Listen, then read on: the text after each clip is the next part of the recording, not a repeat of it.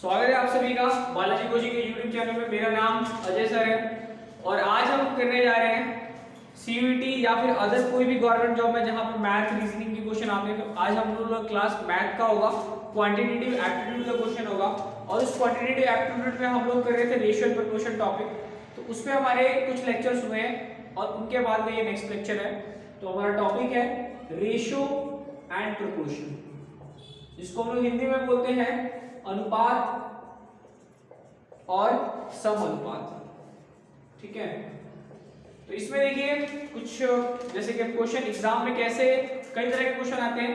एक question ratio proportion में आपका आता है जो कि इनकम, आय, व्यय और बचत इसके ऊपर होता है। जैसे कि आप लिख सकते हैं कि ए और बी के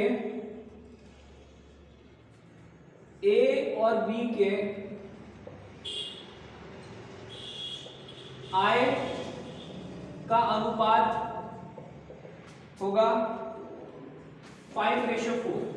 ठीक है, ए और बी के आय का अनुपात 5:4 है। इसके बाद खर्च का, जिसको हम लोग इंग्लिश में बोलते हैं एक्सपेंडिचर, उसका अनुपात होगा 3:2। ठीक है, तो आय का अनुपात 5:4, खर्च का 3:2 और दोनों जो है ए और बी दोनों आपका बचत कर रहे हैं, जो सेविंग हो रहा है दोनों का वो 800 रुपए है और इसका भी 800 रुपए है। ठीक है जी, तो ये आपका क्वेश्चन है। अब क्वेश्चन में पूछा जाएगा आपसे कि बी का आय ज्ञात कीजिए। बी का आय ज्ञात कीजिए। ठीक है, तो उसमें ऑप्शन आपके पास ए है 400, बी है 800, सी है 1200, डी है 1600। ठीक है, क्लियर है? तो इस तरह से आपके पास ऑप्शन है और इस क्वेश्चन को आपको करना है।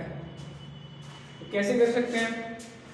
देखिए, एक तो होता है कॉन्सेप्ट और एक होता है शॉर्टकट। तो हमें जो भी ऑब्जेक्टिव क्वेश्चंस करने हैं वो हमें शॉर्टकट ट्रिक से ही बनाने होंगे।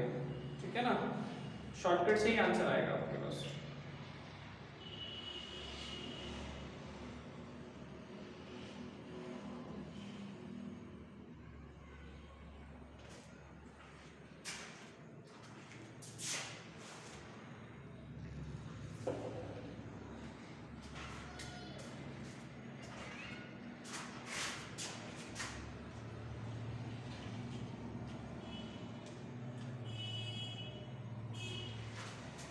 तो देखिए कैसे होगा क्वेश्चन। ये शॉर्टकट ट्रिक की अगर हम बात करें, देखिए अगर आपका सेविंग सेम हुआ और ये हमेशा देखिए कि रेशियो में डिफरेंस अगर सेम है, जैसे 2 इकाई का अंतर है, 2 इकाई का अंतर है और यहाँ 800, तो मतलब इसका क्या हुआ कि जो एक इकाई है आपकी 1 यूनिट,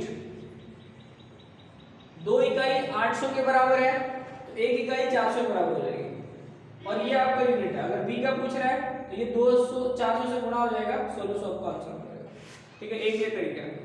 दूसरा कि आपको अगर इनकम ये रेशियो दिया है 5:4 और खर्च का 3:2 और है सेविंग 800 और 800, तो होता क्या है, देखिए ये जो है इस तरह से मल्टीप्लाई होगा।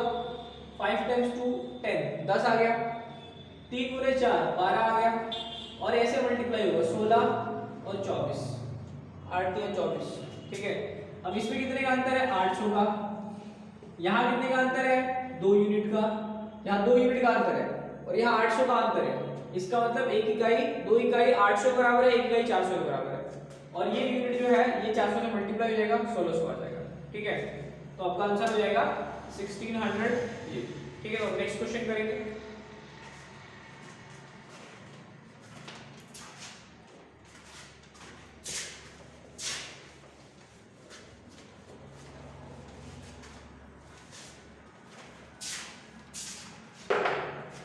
नेक्स्ट क्वेश्चन जो है आपका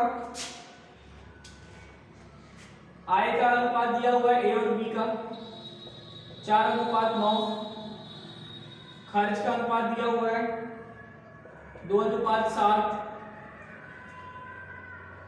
और बचत है 1000 और 1000। ठीक है, ये बचत है। तो अब पूछा गया कि बी का आय क्या होगा। ठीक है, ऑप्शन में है 4500,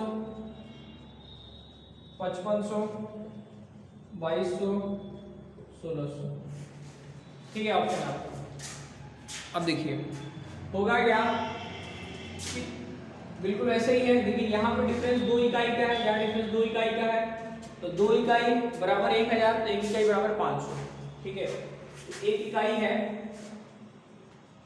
वो 500 के बराबर है।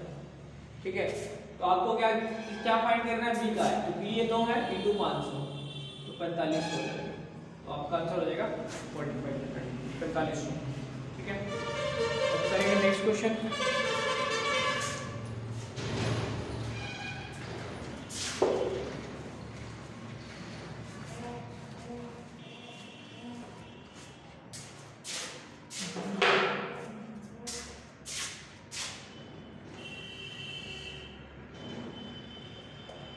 देखिए जो x और y है, तो यहाँ पे आपका एक चीज होगी आय और एक है व्यय और एक है बचत। तो जो आय है वो 2:1 है, व्यय 5:3 है और बचत 4:1 है। ठीक है, कुल बचत जो है वो दिया हुआ है आपको, कुल बचत है आपका 5000।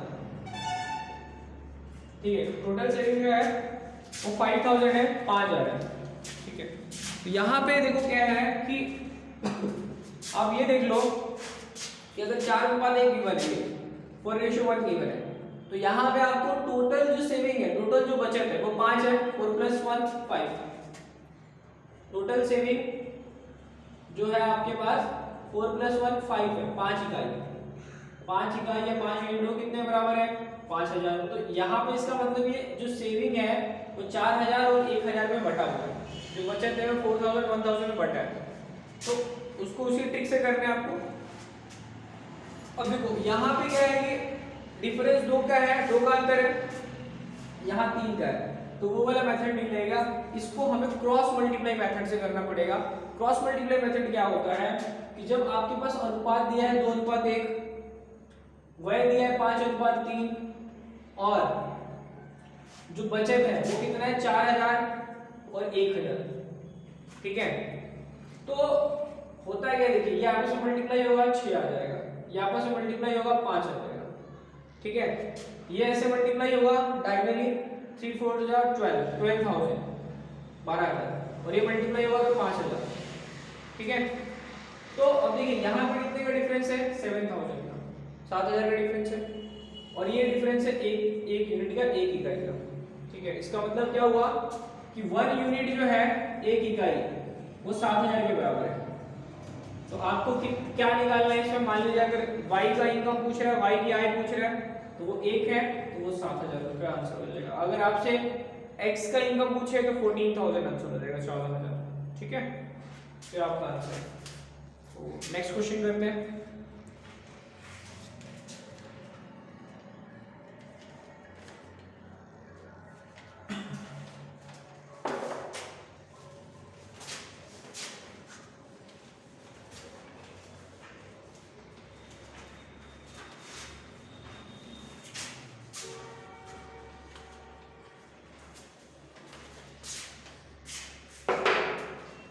देखिए नेक्स्ट क्वेश्चन जो है वो रेशियो का है, अनुपात का है a/b = c/d = e/f = k। ठीक है, तो इस तरह से आपको ये क्वेश्चन दिया होगा और आपसे वो पूछेगा कि भाई ये बताओ कौन सा ऑप्शन सही है। जैसे a दिया हुआ है a + c - e b - d - f, a + c + e b - d - f, और c है a - c - e b - d - f, और d है a + c - e और b - d + f। ठीक है, तो आपके पास 4 ऑप्शन है। अब देखिए इसका एक कॉन्सेप्ट आपको समझना पड़ेगा कि देखिए क्या होता है, रेशियो का मतलब ये है कि ये चीज इसके बराबर है, ये भी चीज इसके बराबर है और ये चीज भी इसके बराबर है। इसका मतलब क्या हुआ कि a/b वो k के इक्वल है, a बराबर k टाइम्स b हो जाएगा। c बाय डी वो भी k के इक्वल है, तो c is equal to k times d हो जाएगा। e बाय f k के इक्वल है, तो e is equal to k times f हो जाएगा। तो ये तीन चीज हो गई, देखिए हो गया। a is equal to k times d, c is equal to k times d और e is equal to k times f। ठीक है, ये चीज हो गया। अब यहाँ पे देखिए आपको क्या देखना है, ये अगर आप तीनों को ऐड करते हो, लेफ्ट साइड वाला ऐड हो जाएगा a प्लस सी, राइट वाला भी ऐड हो जाएगा kb plus kd plus kf। तो कर क्या रहे हो, आप तीनों समीकरण को, तीनों इक्वेशन को ऐड कर रहे हो, इनका योग निकाल रहे हो। तो लेफ्ट में तो ये हो गया a प्लस सी, राइट में k कॉमन आ जाएगा b plus d plus f। ठीक है, ये सब चीज इधर आ जाएगी, मतलब a plus c plus e upon में b plus d plus f is equal to k।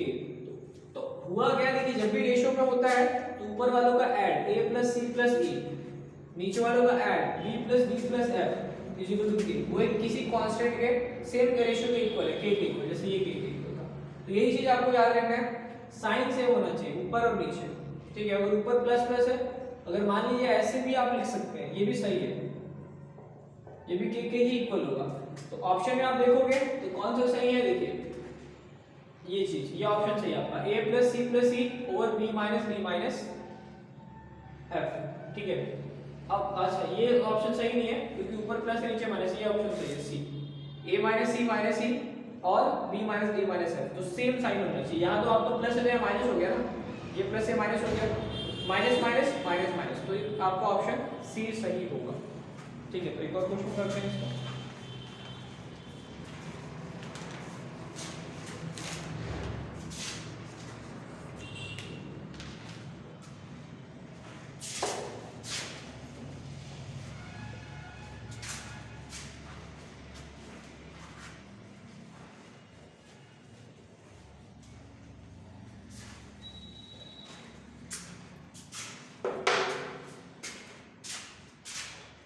a by b is equal to 3c upon 3d is equal to minus e upon minus 5f।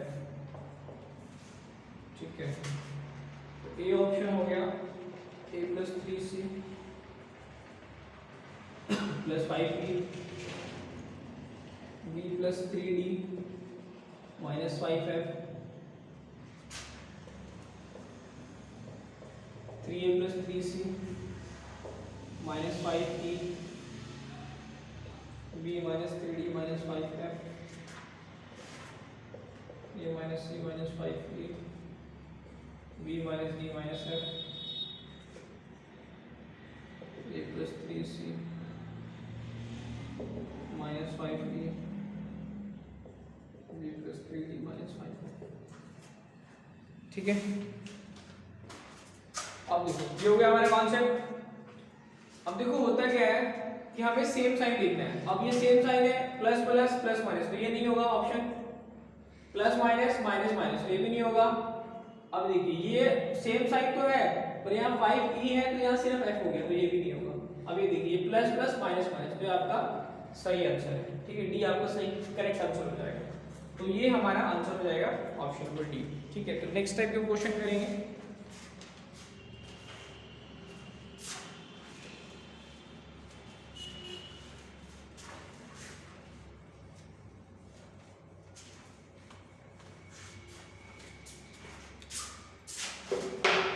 मान लीजिए आपके पास question इस तरह से दिया हुआ है, x over b plus c is equal to y over c plus a is equal to z over a plus b is equal to k। ठीक है, अब इसमें ऑप्शन है आपके पास x by a is equal to y by b is equal to z by c, फिर b है 3a plus 3c minus 12b, b minus 3d minus 12f, c है x minus y, b minus a, y minus z और c minus b, और z minus x, a minus c और d है 0। ठीक है, देखिए इस ये क्वेश्चन कैसे होगा, इसको हमें सॉल्व करने के लिए क्या करना पड़ेगा कि x, देखिए अब ये x माइनस वाई कर रहे हो, ऊपर वाले से ऊपर वाला घटा रहे हो x माइनस वाई, अब नीचे वाले घटाओगे तो c में से c कैंसिल हो जाएगा, तो क्या बचेगा b माइनस a, फिर y माइनस z कर रहे हो तो a से घट जाएगा, c माइनस b बचेगा, फिर क्या होगा z माइनस x करोगे तो ये b और b कैंसिल हो जाएगा, a माइनस c हो जाएगा, तो आपका आंसर बन जाएगा यहाँ पे c। ठीक है, तो देखो रेशियो में हमें इतने ही तरह के क्वेश्चंस करने होते हैं। ठीक है, तो आपने पिछले जो भी क्वेश्चंस किए हैं तो इस लेक्चर सीरीज में तो उनको आप कर लीजिए। इसके बाद जो हमारी नेक्स्ट क्लास होगी क्वांटिटेटिव एप्टीट्यूड, वो दूसरे टॉपिक पे होगी। तो आपको अगर कोई भी गवर्नमेंट जॉब की प्रिपरेशन करनी है तो आप हमारे बालाजी कोचिंग तरवारा यहाँ पे ज्वाइन कर सकते हैं, या फिर अगर आप नहीं भी आ रहे हैं तो आप ऑनलाइन जुड़े रहिए। ऑनलाइन पे हम सभी कोर्सेज के लिए वीडियो अपलोड करते रहेंगे। ठीक है, तो बहुत बहुत धन्यवाद आपका, थैंक यू।